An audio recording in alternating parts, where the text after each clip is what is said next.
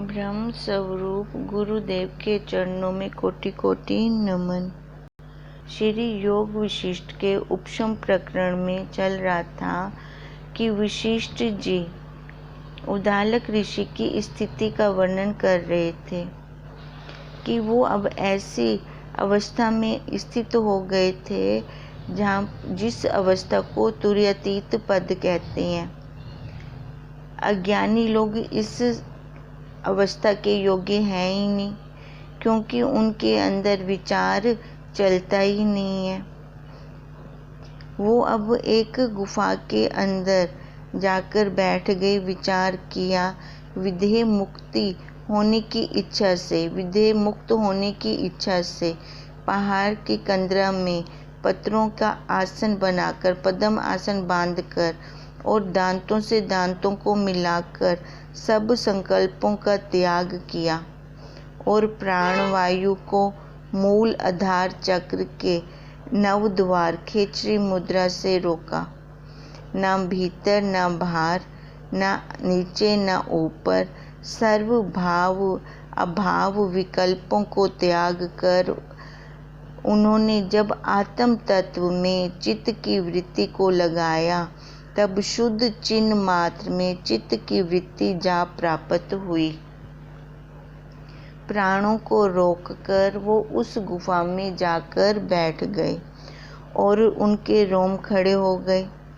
जब उस व्युत्थान को भी उन्होंने त्याग किया, तब सत्ता सामान्य विश्व भर पद को प्राप्त हुए। अब ये किसकी बात चल रही है? उद्दालक ऋषि की, जो परम विश्रांति आनंद और सुंदर रूप है। तब पुतली की न्यायी उसका शरीर हो गया और जैसे शरत काल का आकाश निर्मल होता है, तैसे ही निर्मल पद को प्राप्त हुए। जैसे सूर्य की किरणों के द्वारा वृक्ष में रस होता है और सूर्य उसे खींच लेता है, और जैसे समुद्र में तरंग उपजकर उसी में ही लीन होते हैं, तैसे ही उसका चित्त जिससे उपजा था उसी में लीन हो गया। हमारा चित्त कहाँ से उपजा है? हम कहाँ रह रही हैं? जैसे तरंग कहाँ रह रही होती है? जल में। जल में वो खेलती है और जल में ही लय हो जाती है। ऐसे ही हम ब्रह्म में ही खेल रही हैं। ये सारी लीला चल रही है, ये सारी लीला ब्रह्म में हो रही है। उसमें सारा कुछ खेल के हम उसी में ही लय हो जाते हैं, पर नाम रूप में आकर हम उससे अलग निकल जाते हैं। पर ये उद्दालक अपने आप को उन्होंने उसी सत्ता में, क्योंकि ज्ञान से विचार से उसी सत्ता में ही लय कर दिया था, तैसे ही उनका चित्त भी फिर जहाँ से उपजा था उसी में लय हो गया। संपूर्ण उपाधि विलास से रहित होकर उस आनंद पद को फिर वो प्राप्त हुए, जिसमें इंद्र आदिकों का आनंद भी तुच्छ भासता है। ऐसा विश्व भर आनंद जो उत्तम पुरुषों से सेवने योग्य है और जो अद्वैत और अपशब्द सत्ता सामान्य है, उसमें कुछ शब्द ही नहीं है, ना अच्छा ना बुरा। उत्तम लोग, पुरुषोत्तम लोग, संत, हमारे गुरुदेव उसी आनंद में रहते हैं, उसी स्थिति में रहते हैं जिसको सत्ता सामान्य कहते हैं। उसमें जब उद्दालक प्राप्त हुआ तो परम शांति रूप हो गया। निदान कुछ काल पीछे उसका शरीर गिर पड़ा, जैसे रस सूखने से वृक्ष गिर पड़ता है, जैसे वीणा बजती है और उसका शब्द प्रकट होता है, तैसे ही जब वायु चले और उसके भीतर में प्रवेश कर निकले तो शब्द प्रकट होता था। कुछ काल पीछे देवताओं की स्त्रियां अश्विनी कुमार की शक्ति, जिसकी अग्नि की न्याय तेज है, और देव देवी जो सब देवताओं में पूज्य हैं, सखियों सहित आई और उस शरीर को सुगंधित पुष्पों की माला पहनाकर उसकी पूजा की और नृत्य करने लगी और लीला की। हे राम जी, उदालक के चित्त को वृत्ति में कलना से रहित विवेक रूपी बेली हुई और उसमें आत्म आनंद रूपी फल लग गया। जिसके हृदय में ऐसे फूलों की सुगंध स्थित हो वह सब भ्रम से वो तर जाते हैं। अब वो देव अंगना वहाँ नृत्य करने लगी, पर वो तो अपने स्वरूप में स्थित थे, उनकी वृत्ति बाहर आई ही नहीं। जिसको ऐसा विवेक प्राप्त हो वह सब भ्रम से मुक्त हो।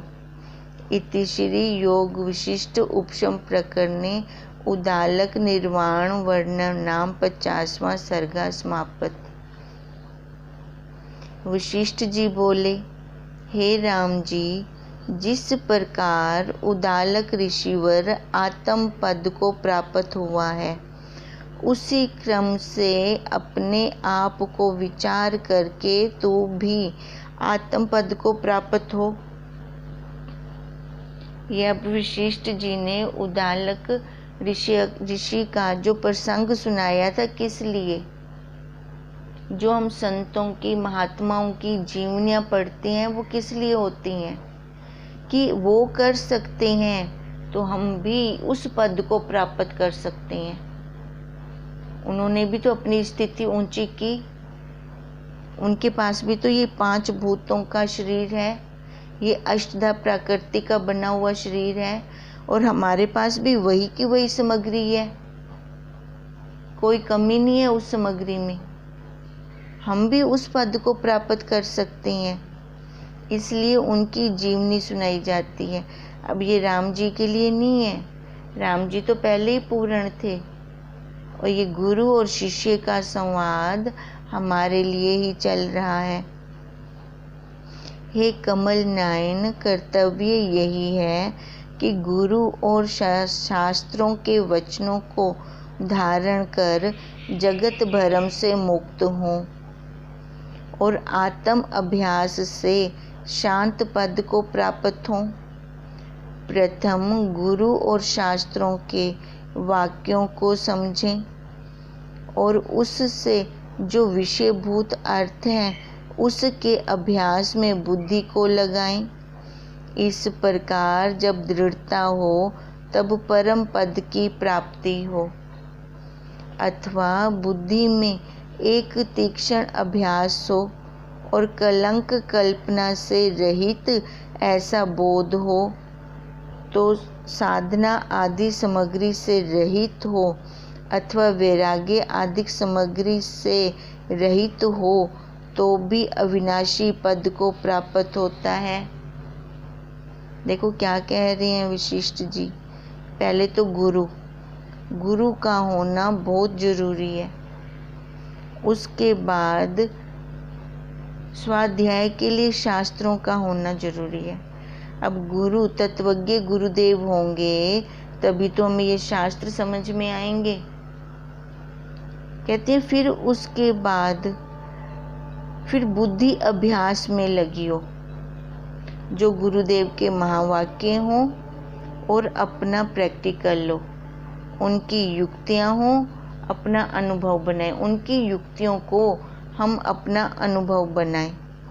जब इस प्रकार दृढ़ता से हम चल पड़ते हैं तो वो परम पद को हम प्राप्त करते हैं, क्योंकि तब हमारी बुद्धि में एक अभ्यास चल रहा होता है। अब वही अभ्यास सब कल्पना से रहित है और वही बोध का ही कारण है। फिर भले हमारे पास वैराग्य की सामग्री ना हो, साधना आदि सामग्री भी ना हो, पर हमारा विचार तो चल पड़ा, अभ्यास तो चल पड़ा हमारा। फिर भी हम उस पद को, जो अविनाशी पद है, जो कभी खंड खंड नहीं होता, उस पद को हम प्राप्त कर जाएंगे। राम जी ने पूछा, हे भूत भविष्य के ईश्वर, एक ज्ञानवान पुरुष तो समाधि में स्थित होता है और फिर जगत व्यवहार में विचरता है, और एक समाधि में स्थित है, जगत व्यवहार नहीं करता। इन दोनों में श्रेष्ठ कौन है? देखो अब राम जी का क्या प्रश्न है कि एक ज्ञानवान पुरुष समाधि भी लगाता है और व्यवहार भी करता है, और एक दूसरा पुरुष वो भी ज्ञानवान है, वो खाली समाधि में रहता है, कोई व्यवहार नहीं करता। तो दोनों में कौन श्रेष्ठ है? वशिष्ठ जी बोले, प्रथम समाधि का लक्षण सुनो कि समाधि किसको कहते हैं और व्युत्थान क्या है। यह गुणों का समूह अहंकार से लेकर 5 तत्व गुण आत्मक है, जो इनको अनात्म रूप देखता है। आपको केवल इनका साक्षी चैतन्य जानना है, और स्वाभाविक जिसका चित्त शीतल है उसको समाधि कहते हैं। अब विशिष्ट राम जी का क्वेश्चन था भी, जो हमेशा समाधि में रहता है, जो समाधि भी लगाता है और व्यवहार भी करता है, दोनों में श्रेष्ठ कौन है? तो वशिष्ठ जी कह रही हैं, पहले हम समाधि को समझें। समाधि कहते किसको है? हमेशा आंखें बंद करके बैठे रहने को समाधि कहते हैं। कहते हैं वो तो अहंकार है उसमें तो, और यह गुणों का समूह अहंकार से लेकर 5 तत्वात्मक गुण आत्मक है। जो हम ये शरीर लेके बैठे हैं, ये अष्टधा प्रकृति का बना हुआ है, मतलब कि हमें व्यवहार करना पड़ेगा। पूर्ण व्यवहार इसका जितना भी है, नहलाना धुलाना नीति कर्म करना, इसके हमें करना, चाहे हम बाहर वाला व्यवहार ना करें पर ये शरीर वाला तो हमें करना ही पड़ेगा ना। इसके बिना तो हम रह नहीं सकते। हम क्या समझते हैं, जो हम बाहर संसार में करते हैं व्यवहार, वही परपंच है खाली। गुरुदेव कहते हैं वो परपंच तो है सो है, इसके साथ साथ इसका पर का भी पंच देखें। इस पर के अंदर भी हमें कितना व्यवहार करना पड़ता है। भले वो हमारी बुद्धि में ना लगे कि मैं इसके लिए कोई काम कर रहा हूँ। जो इनका अनात्म रूप, जो ये परपंच हम लेकर बैठे हैं, इसको जो अनात्म रूप देखता है, जिसकी बुद्धि में ये दृढ़ता हो जाती है कि ये भी तो 5 का बना हुआ है, गुण 3 गुणों पे ही तो चल रहा है, ये भी आने जाने वाला है। इस देह को जो अनात्म रूप देखता है और अपने आप को केवल साक्षी चैतन्य ही जानता है, और स्वाभाविक उसका चित्त फिर शांत रहता है, उसको क्रोध आता ही नहीं है। जो अपने स्वभाव में रहता है, जो इस देह के परपंच में रहेगा उसको ही क्रोध आएगा।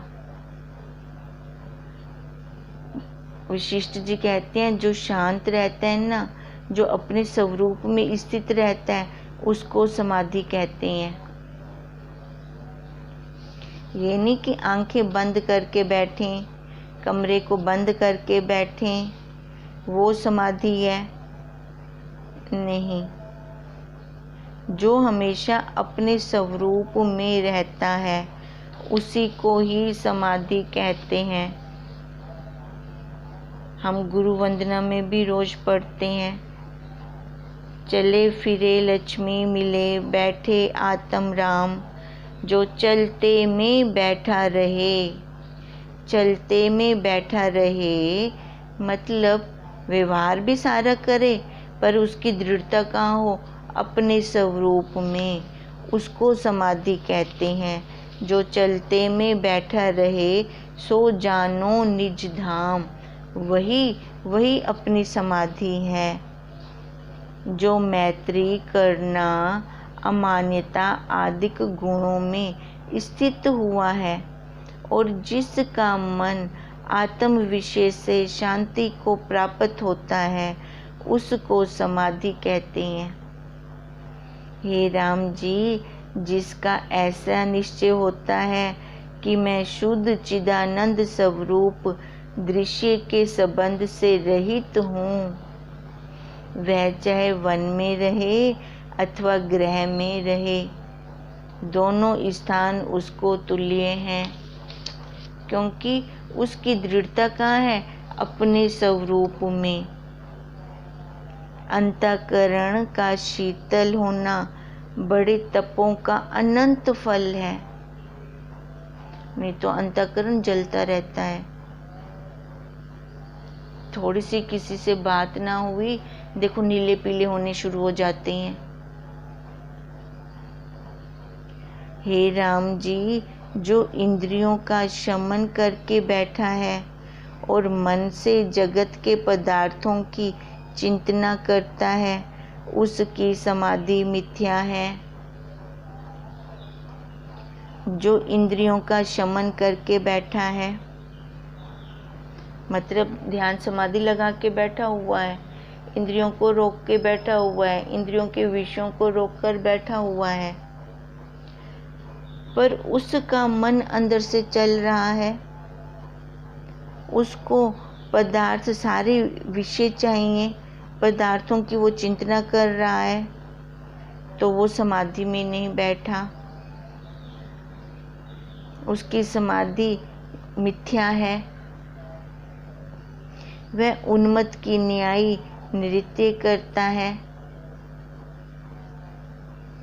और जिसके मन में कोई वासना नहीं और व्यवहार करता है, उसको बुद्धिमानों की समाधि के तुल्य जानो। एक समाधि को लगाकर बैठा है, इंद्रियों को रोक कर बैठा हुआ है, ध्यान समाधि कर रहा है बंद कमरे में, पर उसका मन जगत के ये समाधि खत्म होगी तो मैं ये काम करूँगा, ये पाठ खत्म होगा तो मैं ये काम करूँगा। अब वशिष्ठ जी कह रहे हैं वो ढोंग कर रहा है, वो समाधि का ढोंग कर रहा है, वास्तव में वो समाधि नहीं लगा रहा, वो कोई व्यवहार नहीं कर रहा। अब समाधि किसकी है? जो सारा व्यवहार भी कर रहा है, पर जिसका मन अपने स्वरूप में स्थित है, जिसको निश्चय अपने परम पद पे है, वही अपनी समाधि में स्थित है। इसमें कोई संशय नहीं है। ज्ञानवान निर्वाह हेतु पुरुषार्थ करता भी दृष्ट आता है तो भी अकर्ता है। देखो किसी की प्रारब्ध प्रवृत्ति प्रधान होती है, गृहस्थ में रहकर उन्होंने सारा व्यवहार करना है, पर अपने स्वरूप में स्थित है, और कईयों की प्रारब्ध निवृत्ति प्रधान होती है, उन्होंने सीधे ही ध्यान समाधि लगाकर, जैसे सुखदेव जी निर्वाण पद को प्राप्त हो गए थे। अब यही वशिष्ठ जी कह रहे हैं कि ज्ञानवान निर्वाह हेतु पुरुषार्थ करता भी दृष्ट आता है तो भी अकर्ता है, क्योंकि उसकी स्थिति कहाँ है? अपने स्वरूप में। भले वो गृहस्थ आश्रम में है, सारा व्यवहार कर रहा है, और अज्ञानी जो करता भी नहीं परंतु वासना से कर्तव्य भाव को प्राप्त होता है। जैसे कोई पुरुष कथा सुनने बैठा हो और उसका मन किसी और ठोर निकल गया हो तो सुनता भी नहीं,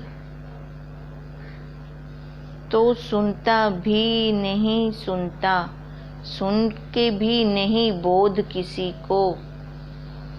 वो सुनते हुए भी सुन नहीं रहा, क्योंकि मन तो उसका कहीं और जा रहा है, इंद्रियों को रोक के बैठा हुआ है सत्संग में। तैसे ही ज्ञानवान को चित्त आत्म पद की ओर लगा है, ज्ञानवान का चित्त आत्म पद की ओर लगा है, इससे वह करता भी नहीं करता, क्योंकि उसको कर्तृत्व का अभिमान नहीं होता। उसकी स्थिति कहाँ है?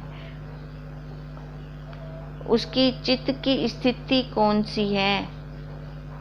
भले वो सारा व्यवहार करे। देखो, हम ज्ञानी और अज्ञानी की पहचान कैसे करते हैं? उनकी स्थिति से। व्यवहार तो दोनों एक जैसा करेंगे,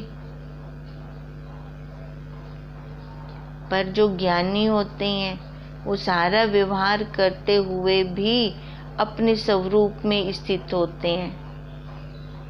चलते में बैठा रहे, वो सारा चल रहे हैं पर अपनी गली नहीं भूलते, उसी में ही वो स्थित होते हैं।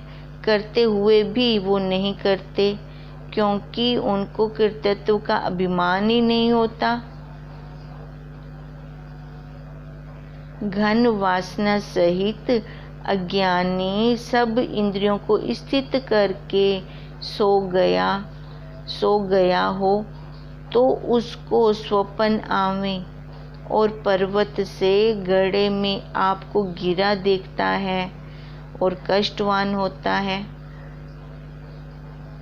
देखो, सारी जागृत अवस्था में तो उसने क्रिया की, देह को सच्चा मानकर उसने क्रिया की सारी। अब जब वो सोता भी है ना, तो भी उसका मन नहीं सोता, उसका मन चल रहा होता है। जो जागृत अवस्था में उससे वो जो क्रिया हो ना पाई और जो वो करना चाह रहा था, वो फिर स्वप्न में जाकर पूरी करता है। फिर उसको स्वप्न आते हैं। फिर उस काल में उसको ऐसे नहीं लग रहा होता कि मैं स्वप्न देख रहा हूँ, उसको कैसे लगता है कि वो सच है। तो वो फिर वहाँ से वो कष्टवान होता है। कईयों को ऐसे होता है कि जोर जोर से ना रो रहे हुए तो पड़े तो सोए हैं, पर रोने की आवाज़ आ रही होती है उनकी, तो उनको हिलाओ तो पूछते हैं भी क्या हुआ, तू तो सो रहा है, रो क्यों रहा है? क्यों रो रहे होते हैं?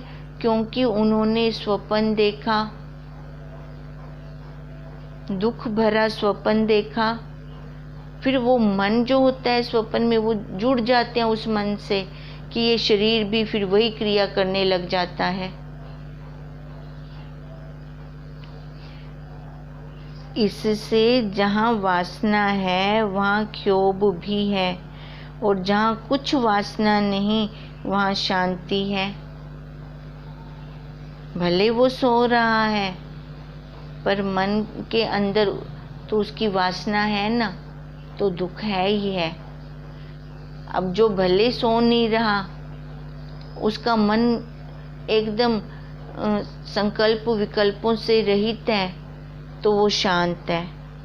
हे राम जी, जिसमें कर्तृत्व का अभिमान नहीं और निश्चय से आपको अकर्ता जानता है, उसको केवली भाव से समाधि में स्थित जानो। सारा कर्म कर रहा है, पर उसकी दृढ़ता कहाँ है? अपने स्वरूप में। तो क्या कह रही हैं वशिष्ठ जी? केवली भाव से समाधि में स्थित जानो। और जिसमें कर्तृत्व अभिमान है और समाधि में बैठा है, तो भी उसको व्यवधान जानो कि वो समाधि में नहीं बैठा हुआ, वो इंद्रियों को रोक के जरूर बैठा हुआ है, कमरा बंद करके जरूर बैठा हुआ है, पर उसके अंदर, उसके मन के अंदर उसके विषय ही चल रहे हैं। तो वो कोई समाधि में नहीं है। हे राम जी, चित्त के चलाने का कारण स्मृति है। जो स्मृति जगत को लेकर समाधि लगा बैठता है तो भी चित्त वासना से फैल जाता है।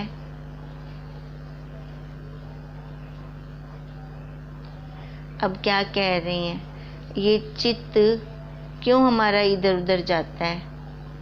क्योंकि इसका मेन कारण स्मृति है।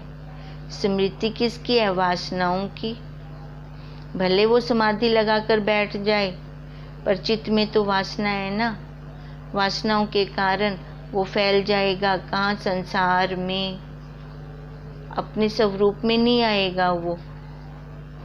जैसे बीज से अंकुर उपजता है और फैल जाता है, तैसे ही मन में जो वासना होती है उसमें चित्त फैल जाता है।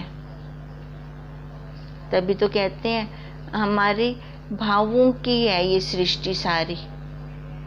जैसे हमारे भाव होंगे ना, वैसे ही हमें ये सारी सृष्टि वैसी दिखेगी। जैसी दृष्टि वैसी सृष्टि। अगर हमारे भाव कैसे हैं? उपाधि वाले हैं, देह वाले हैं। इस देह को हमने सच्चा मान रखा है। एक एक उपाधि को मैंने पहन रखा है। जो उपाधि मैंने पहनी है उसका सामने से कष्ट आएगा तो वो मैं ले लूँगी। फिर देखो, ये तो उपाधियाँ फिर कभी ख़त्म ही नहीं होंगी। फिर जीव के दुख भी तो तभी तो ख़त्म नहीं हो रहे। कितनी सारी उपाधियां हैं, जो सामने आता गया वो उपाधि लेते गए। फिर तो कभी हम इस संसार चक्र से निकल ही नहीं सकते बाहर, इसी में ही घूमते रह जाएंगे। इसलिए कह रही हैं कि मन में जो वासना होती है उसमें चित्त फैल जाता है, और जो जगत की वासना मन में जाती रहती है, अर्थात जगत का सतत भाव निवृत्त हो जाता है, तब चित्त अचल हो जाता है। मतलब जिसका चित्त, जिसका मन संकल्प विकल्प से रहित है, भले वो सारा व्यवहार करे, पर वो कहाँ पर है? समाधि में है। हे राम जी, जिस चित्त से वासना नष्ट होती है उसको अचल स्थिति कहते हैं। वह ध्यान में केवली भाव में स्थित होता है। फिर उसको शरीर को बिठाना, बंद कमरे में बिठाना, वो बिठाए चाहे ना बिठाए, उसको कोई फर्क नहीं पड़ता। और जिसके चित्त में सदा वासना फुरती है उसको सदा क्षोभ होता है, उसको हमेशा दुख ही होता रहता है। इससे निर्वासनिक होकर तुम परम पद को प्राप्त होवो। अब ये गुरुदेव हमें कह रहे हैं, हम अपनी इच्छाओं को, वासनाओं को देखें कि हमारा मन कहाँ कहाँ जाकर बैठ जाता है। शरीर को तो हमने बिठा दिया आसन पे, पर क्या मन हमारा बैठा? मन हमारा रुका?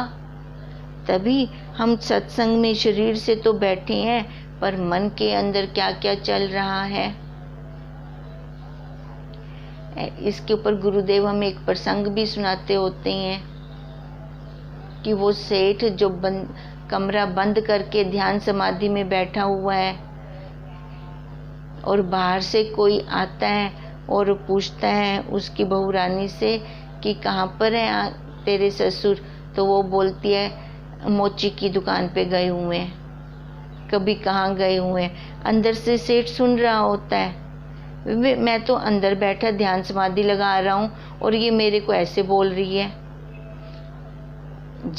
उसको तो ज़्यादा ही उथल पुथल हो रही होती है। जैसे ही वो बाहर निकलता है दरवाज़ा खोल के, सबसे पहले यही प्रश्न करता है अपनी बहू रानी से, मैं तो अंदर समाधि लगा के बैठा हुआ था, तो एक एक को क्या कह रही थी, कभी मोची की दुकान पे गए हुए हैं, तो कभी बाजार गए हुए हैं, तो कभी सब्जी ले रही हैं। तो फिर क्या आंसर दिया कि पिताजी आपका मन कहाँ गया था, सच सच बोलना। जहाँ जहाँ आपका मन गया था मैंने तो वही वही बता दिया था उनको। भले कमरा बंद करके समाधि लगा रहे थे, शरीर को अंदर बिठाया हुआ था, पर मन से जहाँ जहाँ आप गए मैंने वो उनको बताया, मैंने झूठ नहीं बोला।